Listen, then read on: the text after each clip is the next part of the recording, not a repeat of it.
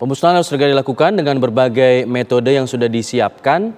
Nah, sejumlah metode yang dilakukan aparat penegak hukum dalam mengungkap kasus peredaran narkotika salah satunya adalah kontrol delivery atau pengiriman yang diawasi yang seperti sudah disebutkan di awal tadi. Namun polisi juga harus memastikan terlebih dahulu barang tersebut adalah narkoba. Kita simak lagi.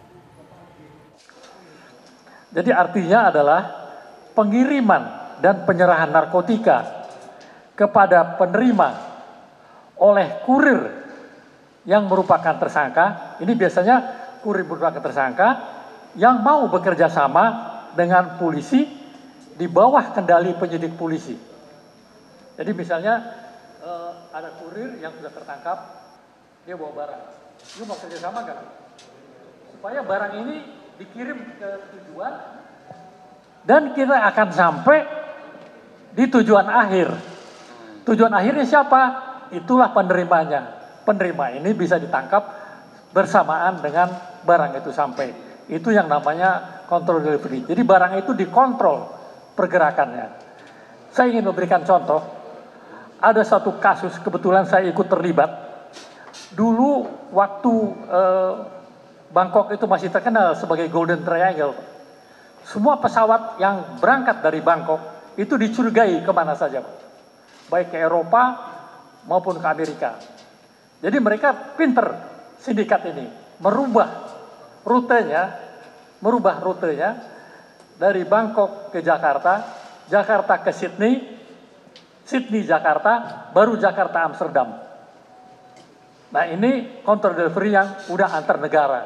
Ini betul-betul suatu kerjasama yang harus dilakukan antar penegak-penegak hukum narkotika di negara-negara yang dilalui. Karena bisa terjadi juga negara yang dilalui ini mungkin orangnya mau pengen terkenal kan Pak, barangnya ditangkap kan, supaya bisa masuk TV gitu. Bisa terjadi, sehingga putuslah jalur yang ke penerima akhir. Jadi makanya control delivery ini kalau antar negara itu lebih sulit. Itu harus betul-betul kerjasama antar undercover agent yang ada di tiap negara. Tapi kalau yang sekarang berlaku di control delivery di Indonesia, ini umumnya adalah control delivery yang kita lakukan dengan perusahaan-perusahaan kargo yang ada di Indonesia, Pak. Kita pernah kerjasama dengan JNI, kita pernah kerjasama dengan DHL. Jadi waktu datang pertama, DHL kasih tahu, mereka kan punya alat scanning, Pak. Pak, ini barang narkotika, Pak. Jadi kita udah kasih tahu kan, barangnya ada. Jadi ini barang kita kawal, mau tujuannya kemana? Tujuannya ke Surabaya, Pak. Yang penerima alamatnya jelas? Jelas. Nah ini namanya control delivery.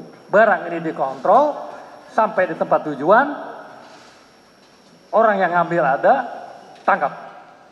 Ini namanya control delivery.